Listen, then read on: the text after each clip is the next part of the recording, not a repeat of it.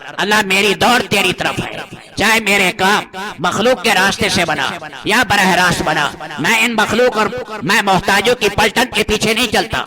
مومن شرمسار ہوتا ہے کہ میں اللہ کو کیا منہ دکھاؤں گا، میرے پاس کچھ نہیں ہے۔ یہ قلبی ندامت جو ہے، شرمندگی، ہائے اللہ کی بارگاہ میں کیسے جواب دہی کروں گا؟ تو یہ اللہ پاک توبہ کی پہلی صفت اللہ عطا فرماتے ہیں، الندم۔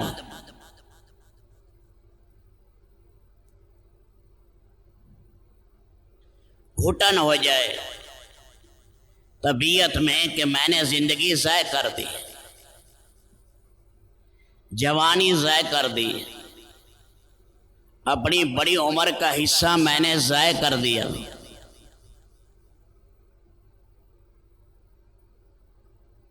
اس قلبی پشیمانی اور اندر کے قلق اور اندر کے غم کا نام ہے توبہ۔ وَعَلَى الثَّلَاثَةِ الَّذِينَ خُلِّفُوا، وہ تین آدمی جن کا معاملہ تبوک میں مؤخر کر دیا گیا تھا، پریشان ہوئے، گھٹن ہوئی۔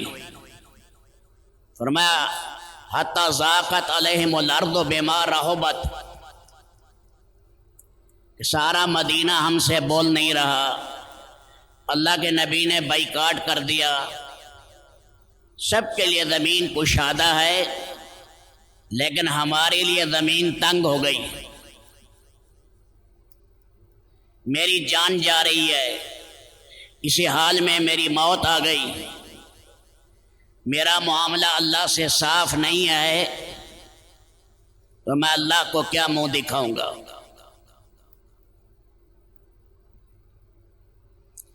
اللہ کرے یہ کیفیت ہمارے اندر پیدا ہو، شرمندگی، قلبی افسوس، اندر کا غم، گھٹن کہ ہائے میں نے اپنے رب کی، اپنے مالک کی، اپنے خالق کی، اپنے پروردگار کی نافرمانی کی۔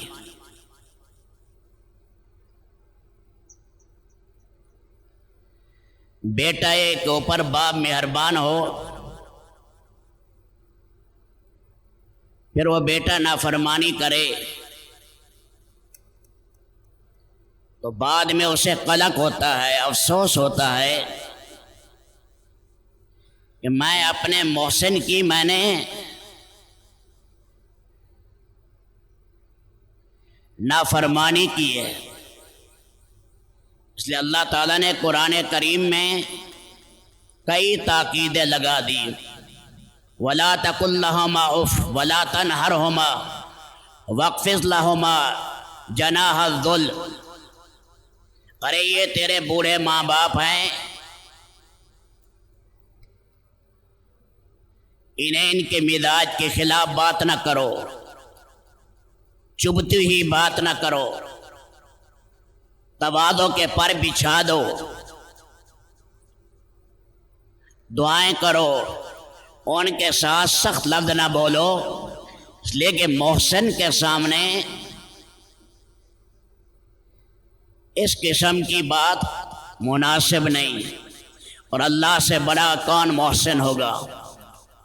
وہ تو محسن عظیم اور محسن اعظم ہے، ساری نعمتیں اس نے دی ہیں۔ شرم سے جھک جائے کہ مجھے انسان بنایا، مجھے یہ پیارے اعضاء دیے تھے، میں اس کا حق ابدیت ادا کرتا، میں عاجزی اور انکساری کا پیکر بنتا، میں نے یہ کیا کر دیا کہ میں اپنے رب کی نافرمانی کر بیٹھا۔ یہ دلی صدمہ، اندر کی گھٹن، دل کی کپ کپی،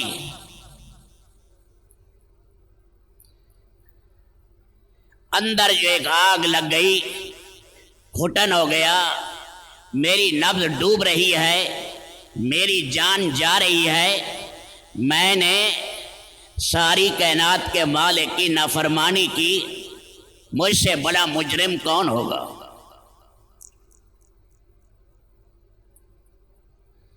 اللہ کرے یہ کیفیت ہمارے اندر پیدا ہو۔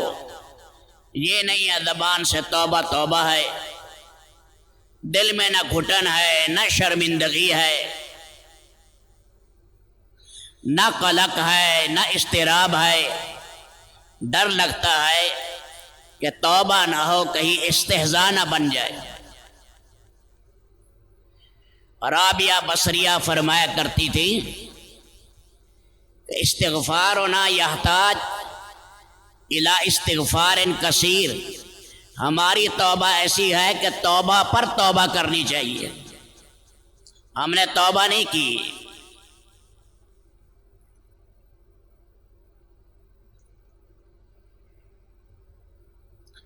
اسے سارا جہان گھٹن نظر آئے، وسعتیں تنگ نظر آئیں کہ میں نے اپنے رب کو ناراض کیا، اور اس سے بڑا کائنات میں کون مجرم ہے، اور اس سے بڑی کیا خطا ہو سکتی ہے کہ اللہ ناراض ہے۔ اس لیے سید الکونین رحمت للعالمین نے فرمایا کہ توبہ میں پہلی چیز ہے انما، کہا بس خلاصہ جوہر توبہ کا شرمندگی ہے، شرمسار ہو جائے۔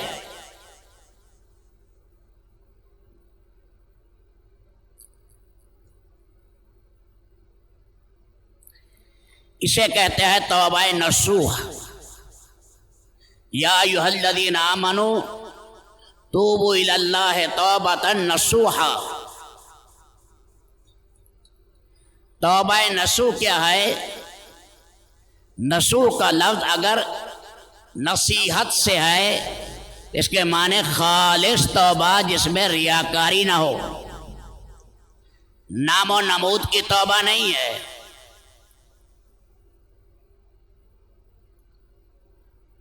بناوٹی آنکھیں، بناوٹی جھوٹی لوگوں کے سامنے آنسو بہانا یہ نہیں ہے۔ فرمایا کہ نصیحت کے معنی ہے خالص جس میں نام و نمود نہ ہو۔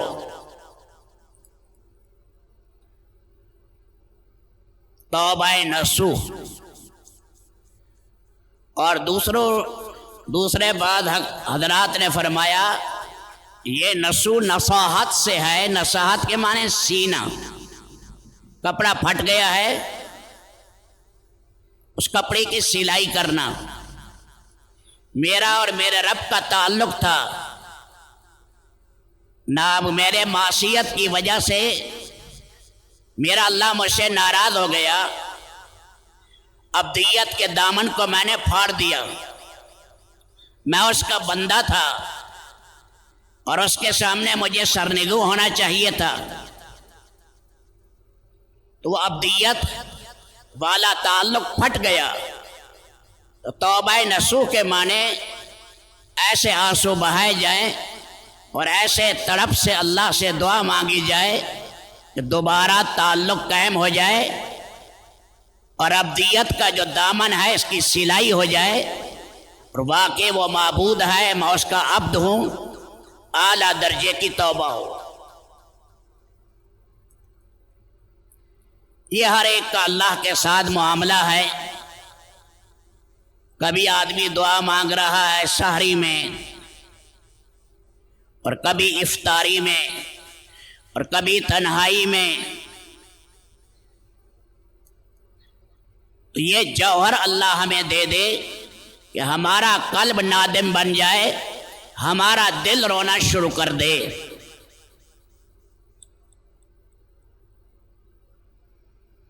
دل پشیمان ہے، شرمسار ہے کہ میں محسن کو منہ دکھانے کے قابل نہیں۔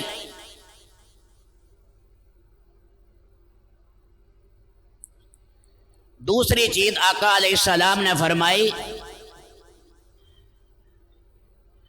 کہ اقلاع عن المعصیہ، جو معصیت یا گناہ ہے اس کو چھوڑ دے۔ توبہ کی شرائط میں سے ہے، معاملات میں ہے،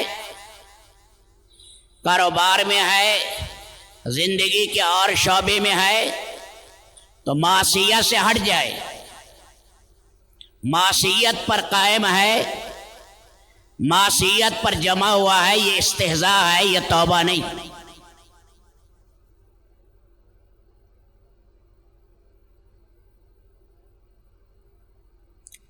اقلاع کہ گناہ کا آئندہ میرے ساتھ کوئی تعلق نہیں ہے، اب یہ معصیت سے ہٹ گیا۔ کون سی معصیت؟ وہ آدمی خود ہی دیکھے، ماں باپ کے ساتھ معاملہ ہے، بیوی بچوں کے ساتھ معاملہ ہے، ہمسایوں کے ساتھ معاملہ ہے، رات اور دن کا معاملہ ہے، کاروبار اور ملازمت کا معاملہ ہے، اس میں دیکھ لے کہ کوئی ایسی شے تو نہیں ہے کہ مبارک مہینے میں بھی وہ چل رہی ہو۔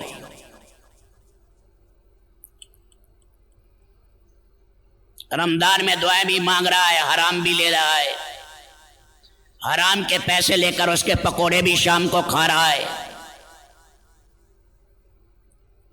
ناجائز ظلم کا مال لے کر اس کے ساتھ افطاری کر رہا ہے۔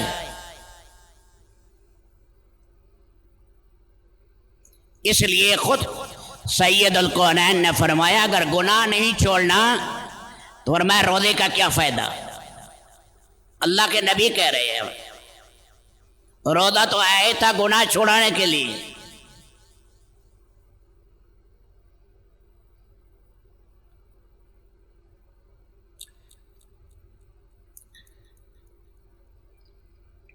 رمضان ہی میں تجارت میں جھوٹ بول رہا ہے، رمضان ہی میں دفتر میں بیٹھ کر خیانت کر رہا ہے۔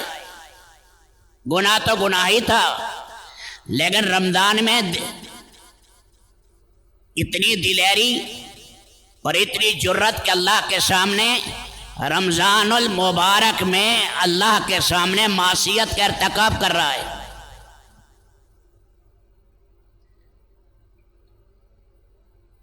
تو اللہ کے پاک نبی صلی اللہ علیہ وسلم نے دوسری شرط یہ فرمائی کہ اس کی کوشش کرو معصیت اس راستے پر نہ جاؤ، اس جگہ کو چھوڑ دو، اس صحبت میں نہ جاؤ جہاں پہلے شیطان کا وار چلا تھا، اب دوبارہ نہ جانا وہاں۔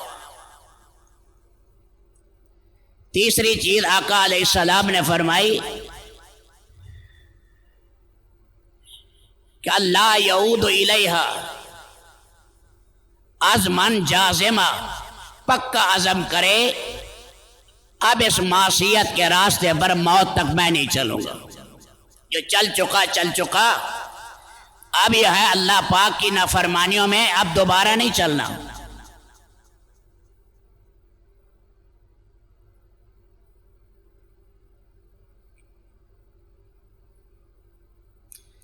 اب یہ چیز میرے بھائیو ہر ایک خود اپنے گریبان میں منہ ڈالے، ہر ایک کا معاملہ اللہ کے ساتھ ہے، قائل کا بھی اور سننے والوں کا بھی معاملہ اللہ کے ساتھ ہے۔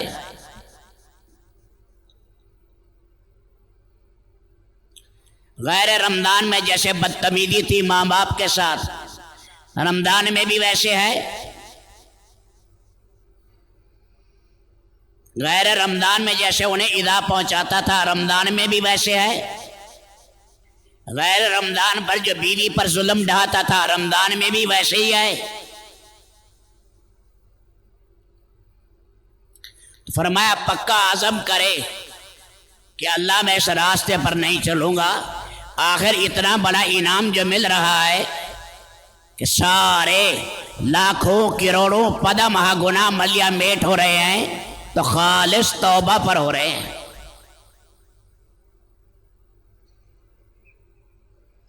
سیدنا علی رضی اللہ تعالیٰ عنہ نے ایک اور شرط بھی فرمائی،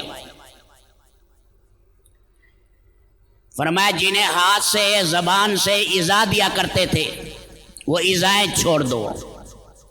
غیبت ہے، چغلی ہے، ٹانگیں کھینچنا ہے، حسد ہے، ایذا پہنچانا ہے.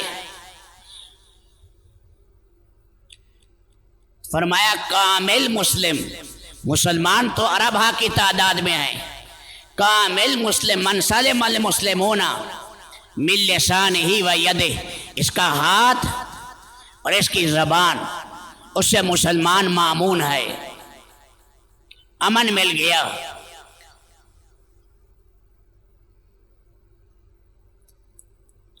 چھری کے نیزے کے زخم مل جاتے ہیں، زبان کے پھٹن نہیں ملتے.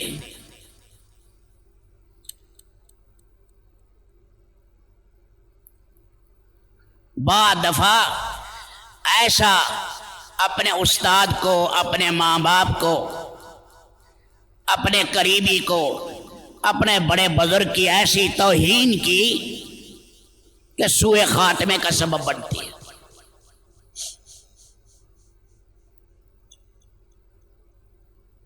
اس لیے حضرت علی رضی اللہ تعالیٰ عنہ فرماتے ہیں روضے میں زبان کی غیبت سے، ہاتھ سے ایذا پہنچانا، غلط تحریر لکھنا، غلط میسج بھیجنا، غلط باتیں کرنا رمضان میں، فرمایا اس سے توبہ کرے.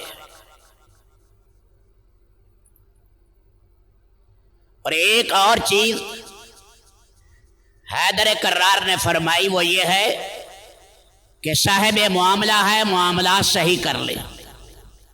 کسی بیچارے کا پلاٹ پر قبضہ کیا ہوا ہے، وہ کمزور ہے، یہ دیتا ہی نہیں، پیسے ہے بٹور کے چلا گیا، خوش ہو گیا ہے کہ میں نے 1 کروڑ کا دھوکہ دیا ہے. خوش نہ ہو، یہ تو جب مالک کے سامنے پیشی ہوگی پھر انسان کو پتہ لگے گا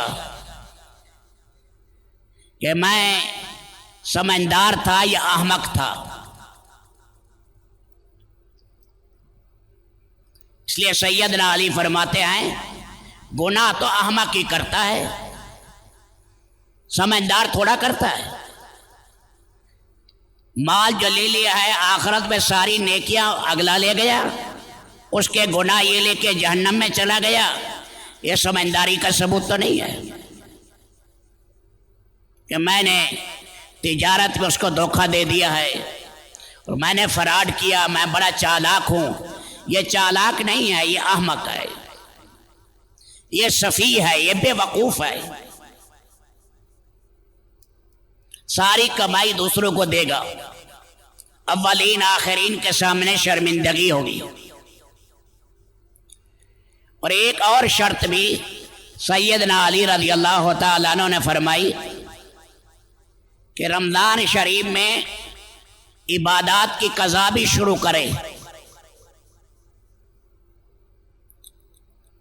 پہلے نماز نہیں پڑھتا تھا، شروع کر دے. پہلے زکوٰۃ نہیں دیتا تھا، بھئی میرے اوپر تو زکوٰۃ بنتی ہے اور یہ حق کے عبد ہے، میں نے فقراء اور مساکین کا حق کھایا ہوا ہے.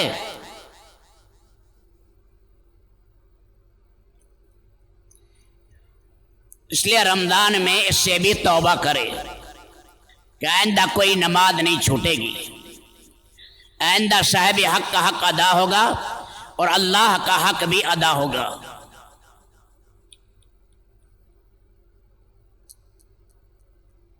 حضرت علی فرماتے تھے یہ توبہ ہے. رمضان گیا نماز گئی، رمضان گیا زکوٰۃ گئی. وہ تو ظالم نے، شیطان نے بھوکا پیاسا بھی رکھا اور دوبارہ جو ہے وہی کاموں میں لگ گیا. اللہ کی ناراضگی دوبارہ لوٹ آئی، کیا فائدہ ہوا؟ تو رب العالمین حق تعالی شانہ دل کی ندامت بھی عطا کرے، غم آ جائے. وہ قاتل تھا نا، 100 قتل کیے تھے،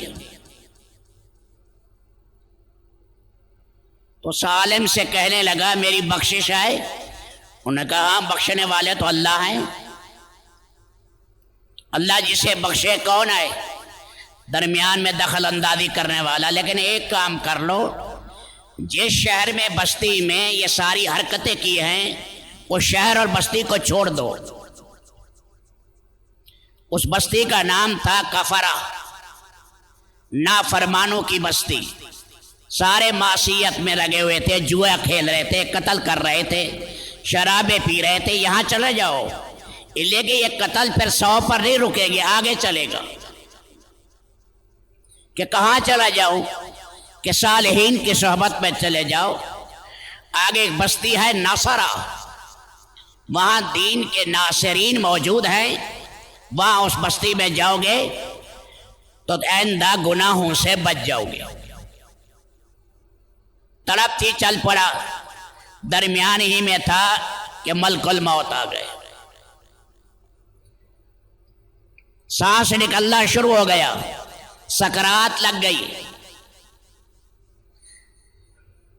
غمرات موت، سکرات موت شروع. حدیث شریف میں ہے وَنَا بِصَدْرِي نَحْوَهَا، سینے کو اٹھا کر اس بستی کی طرف ڈال رہا تھا. سکرات میں، سکرات لگی ہوئی ہے، حکم ہے میں ادھر جاؤں، میں نیکو کی بستی کی طرف. اب اس سکرات میں سینے کو اٹھا کر صالحین کی بستی کی طرف ڈال رہا ہے. موت آ گئی. فرشتے دونوں قسم کے آگے انہوں نے کہا اس کا ایک قتل تھوڑا ہے، 100 قتل ہیں، اسے تو ہم لے جائیں گے سجین میں اس کی روح. دوسروں نے کہا نہیں، تائب ہو گیا ہے، توبہ کر لیا ہے، تو توبہ تو گناہ کو منہدم کر دیتی ہے، ملیا میٹ. اعلیٰ درجے کی توبہ تو ایسے ہوتی ہے جیسے آج ماں کے پیٹ سے پیدا ہوا، پھر کیسے تم اس کو سجین میں لے جاؤ گے؟ اب یہ ان فرشتوں میں تکرار ہوا. اللہ تعالیٰ نے ایک فرشتہ بھیجا محاکمے اور فیصل کے لیے. اس نے کہا یہاں جا کھڑے ہو، یہاں دیکھ لو، یہ پیمائش بھی کر لو اور ادھر کفرہ کی پیمائش بھی کرو. اس بستی سے چل کر آیا، کتنا فاصلہ ہے، اور یہ ہے اگر یہ فاصلہ تھوڑا اس کا رہتا ہے تو لے جاؤ اس کو جنت میں، روح کو. اور اب فاصلہ ادھر زیادہ ہے، پیچھے کم ہے، تو پیچھے لے جاؤ اس کو کفرہ والے جگہ پر. پیمائش شروع ہو گئی، ملائکہ پیمائش کر رہے ہیں. اب اللہ کی رحمت جوش میں آئی. ظاہر میں عدل ہے، صورت اللہ نے فضل کی بنا دی. یہ زمین جہاں جانا تھا اس کا فاصلہ تھا زیادہ، 2 میل، اور پچھلا تھا 1.5 میل. اب اللہ تعالیٰ نے اس کو سکیڑ دیا. تقربی، سکڑ جا، 2 میل کی بجائے 1 میل ہو جا. رحمت جوش میں آ گئی نا. زمین کو کہا سکڑ جانا، اور اس کو کہا پھیل جا. 1.5 میل تھی، 3 میل ہو گئی، تبادی. یہ رحمت جوش میں آئی کہ سکرات میں جو میری طرف یہ سینہ ڈال رہا تھا یہ اپنی توبہ میں مخلص ہے. اس لیے فرمایا رب العالمین کی رحمت جوش میں آئی. اللہ ہمیں سچا تائب بنائے. اللہ میری دوڑ تیری طرف ہے، چاہے میرے کام مخلوق کے راستے سے بنا یا براہ راست بنا، میں ان مخلوق اور میں محتاجوں کی پلٹن کے پیچھے نہیں چلتا.